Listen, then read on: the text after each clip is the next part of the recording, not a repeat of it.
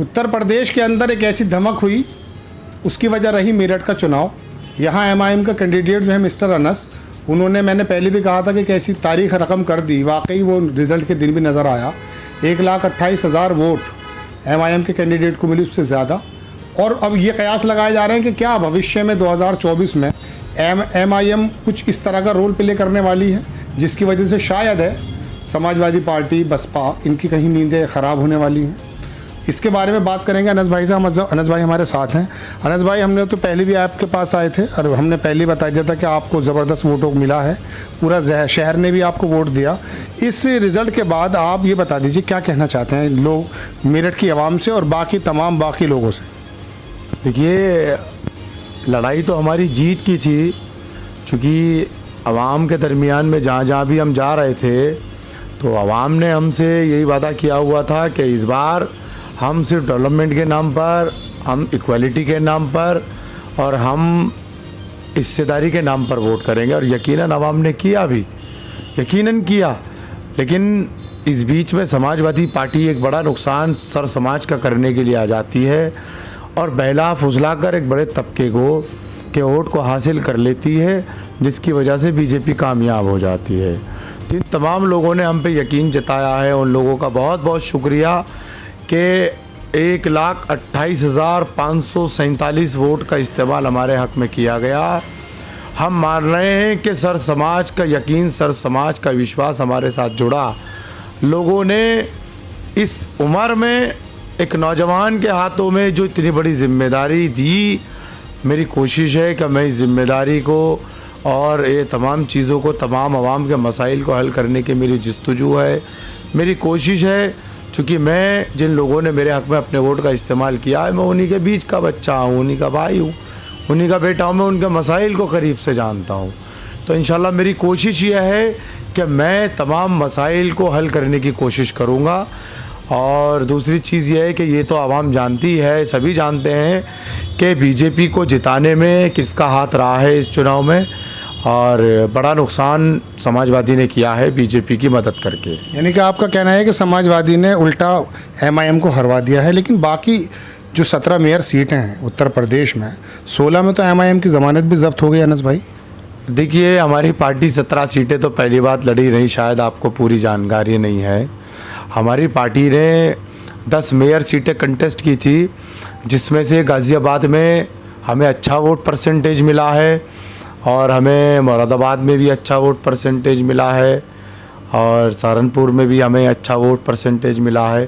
थोड़ा थोड़ा सभी जगह मिला है, लेकिन वोट परसेंटेज क्या है कि ये लोकल बॉडी का इलेक्शन है, तो लोकल बॉडी के इलेक्शन में लोकल लेवल की जो लीडरशिप होती है उसकी पॉलिसियाँ तय करती हैं कि आवाम को वो कितना मुतासिर कर सकता है और आवाम के वोट को हासिल करने में कितना हद तक कामयाब हो सकता है। हमने आवाम के दरमियान में पॉलिसियों को रखा, हमने डेवलपमेंट के नाम पर, इक्वालिटी के नाम पर, हिस्सेदारी के नाम पर वोट मांगे हैं। हमने बीजेपी को डराने के, बीजेपी को हराने के नाम पर या बीजेपी का डर दिखाकर वोट नहीं मांगा है, जो 75 सालों से तमाम सियासी पार्टियों ने किया है। तो अल्हम्दुलिल्लाह हमने डेवलपमेंट की जब बात की, अपनी पॉलिसी आवाम के दरमियान में रखी, तो हमें वोट भी मिला, बड़ा वोट बैंक हमें मिला और दूसरी पोजीशन पे हम रहे। चलिए, आपने हमें दुरुस्त कर दिया। लेकिन देश का एक बहुत बड़ा मीडिया संस्थान हम स्क्रीन पर लगा देते हैं, उसने अपने ऊपर लिखा कि 17 सीटों पर में जो है चुनाव लड़ी एमआईएम और उसमें से 16 में ज़मानतें जब्त हुई। ये आपकी फुल स्क्रीन पर मैं लगा रहा हूँ, देश के सबसे बड़े मीडिया की बात। और यहाँ कैंडिडेट कह रहे हैं कि हम सिर्फ 10 सीटों पर लड़ें, तो हम तो एक्चुअली उन्हीं को कोट कर रहे हैं जो देश की मीडिया आपको बता रही है, और देश की मीडिया यदि दिग्भ्रमित कर रही है और अनस भाई बता रहे हैं कि 10 सीटों पर, तो इसी बात से आप अंदाज़ा लगा सकते हैं कि सोशल मीडिया आपके सामने सही बात रखने की कोशिश करती है। हम टॉपिक पे आते हैं अनस भाई, कि हमने आपसे पहले भी कहा था कि अगर आपको नहीं मिला तो ये सीटें निकल नहीं पाएंगी, अलबत्ता भारतीय जनता पार्टी जीत जाएगी। और आपने कहा मैं उन्हीं के बीच का बच्चा हूँ, कहा यह जा रहा है, हमारे पास कोई डाटा भी नहीं आया है जिलाधिकारी की तरफ से, लेकिन ज़्यादातर जो वोट आपको मिला वो एक मुस्लिम समाज का ज़्यादा मिला, ऐसा बताया जा रहा है। देखिए, ऐसा है, चुनाव है, कहीं थोड़ा कहीं ज़्यादा, ये सारी चीज़ें तो ज़्यादा वोट वही मिला, ये सारी चीज़ें तो इलेक्शन में चलती ही हैं। लोकसभा में आने वाले समय में क्या समीकरण देखते हैं आप? साहब, मैं अपनी बात मुकम्मल कर लूँ, आप सवाल, आवाम आपका सवाल सुन लेगी, मेरा जवाब नहीं सुन पाएगी। जो वोट हमें मिला है इसमें अच्छी बात यह है कि सर समाज का वोट हमें मिला। जिस वक्त काउंटिंग हो रही थी तो तमाम बूथ जिस वक्त ओपन हो रहे थे, खुल रहे थे, तो तमाम बूथों से हमें शास्त्री नगर से वोट मिला, गंगानगर से वोट मिला, भगवतपुर से वोट मिला, और हमें तमाम दलित इलाकों से चाहे कहीं थोड़ा मिला कहीं ज़्यादा मिला है, सर समाज का वोट मिला है। और हमें खुशी इस बात की कि सर समाज हमारे साथ है, क्योंकि आज सर समाज बेरोज़गारी बीजेपी हुकूमत से परेशान होकर के बेरोज़गारी के आलम में डेवलपमेंट के नाम पे सर समाज ने वोट किया। हमारे लिए खुशी की बात यह है। अभी मैं लोकल में घूम रहा था, बहुत लोगों के मैंने इंटरव्यू किए, इसी प्रोग्राम में दिखाए जाएंगे।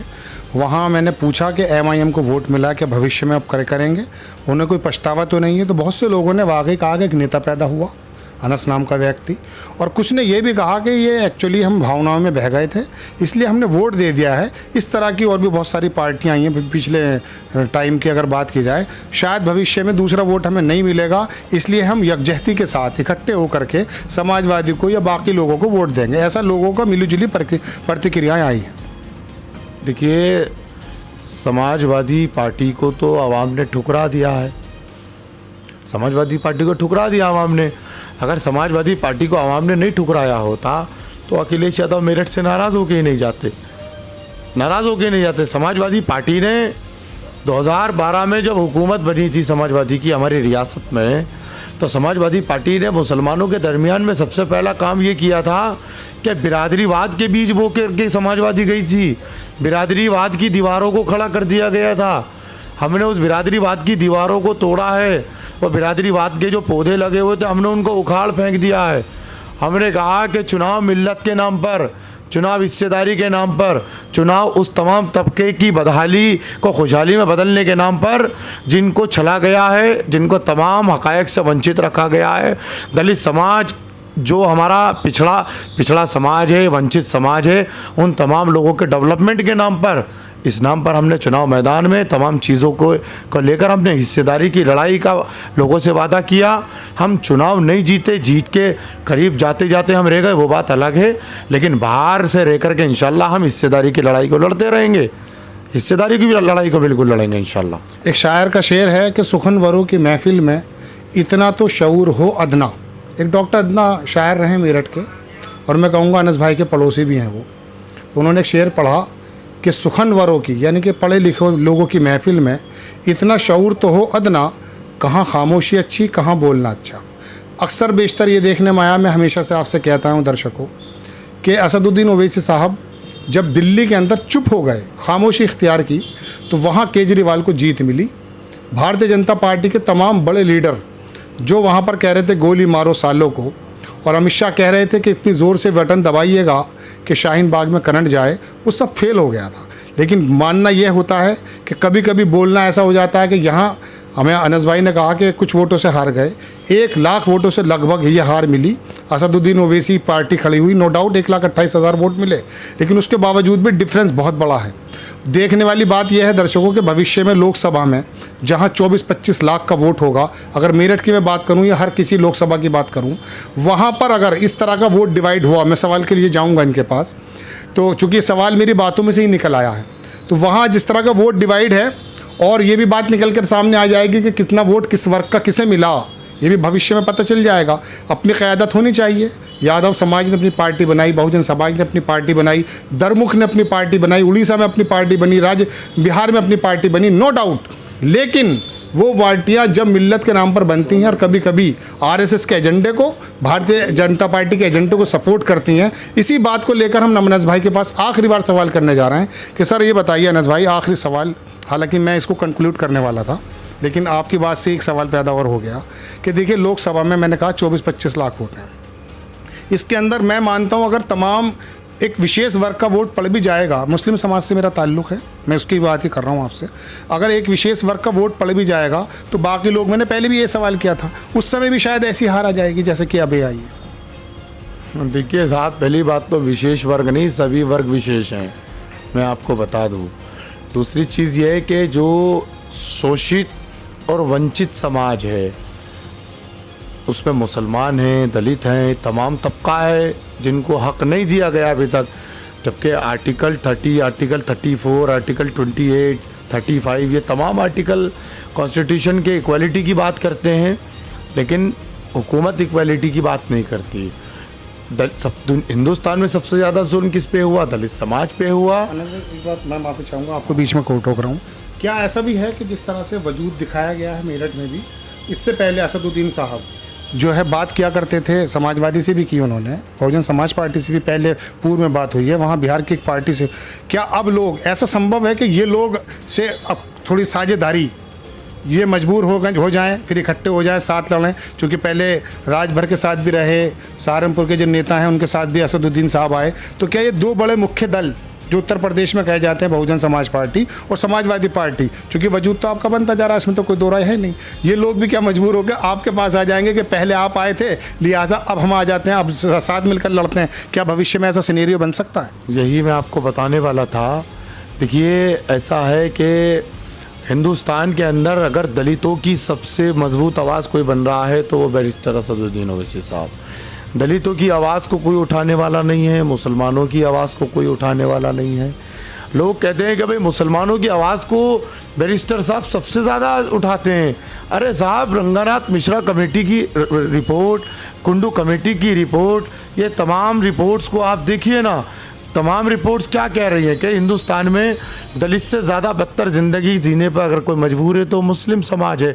अगर बदतर ज़िंदगी गुजारने वाले समाज की आवाज़ को उठाया जा रहा है तो इसमें क्या गलत है? अगर दलितों की आवाज़ को मजबूती से उठाया जा रहा है, इसमें क्या गलत है?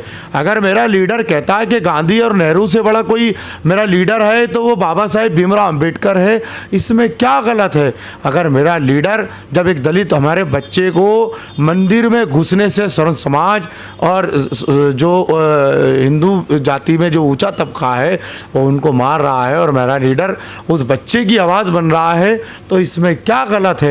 देखिए, बसपा ने दलितों के वोट को सिर्फ डिस्पोजल गिलास की तरह इस्तेमाल किया है, हासिल करके झूठ और फरेब के नाम पे वोट लिया गया। यही काम समाजवादी पार्टी ने मुसलमानों के साथ किया। रिजर्वेशन का वादा किया, नहीं दे पाए। डेवलपमेंट की बात की, नहीं कर पाए। इक्वालिटी की बात की, नहीं कर पाए। आप ये बताइए, मुजफ्फरनगर का फसाद किसकी हुकूमत में हुआ था? समाजवादी पार्टी की हुकूमत में हुआ था ना। लॉ एंड ऑर्डर किसके पास था? समाजवादी पार्टी के पास था ना। लेकिन समाजवादी पार्टी सिर्फ मुसलमानों के वोट को हासिल करती है, हिस्सेदारी की बात कभी नहीं करती, इक्वालिटी की बात कभी नहीं करती। वही बसपा करती है। लेकिन आज हिंदुस्तान के अंदर दलित और मुसलमानों की सबसे ज़्यादा मजबूत आवाज़ अगर कोई है तो वो बैरिस्टर असदुद्दीन ओवैसी साहब हैं। अगर किसी को अब इन दोनों समाज का वोट चाहिए तो बैरिस्टर साहब से बात करनी पड़ेगी। अब फ्री में किसी को वोट नहीं मिलने वाला। अब ये दोनों समाज डिस्पोजल गिलास की तरह इस्तेमाल नहीं होने वाले। तो अनस भाई ने बताया कि पहले स्थितियां कुछ और थीं, आज कुछ और हैं और आपको बात करनी पड़ेगी। पहले असदुद्दीन साहब शुरुआत करते थे, आज ये पौधा लग चुका है, अब आपको करनी पड़ेगी।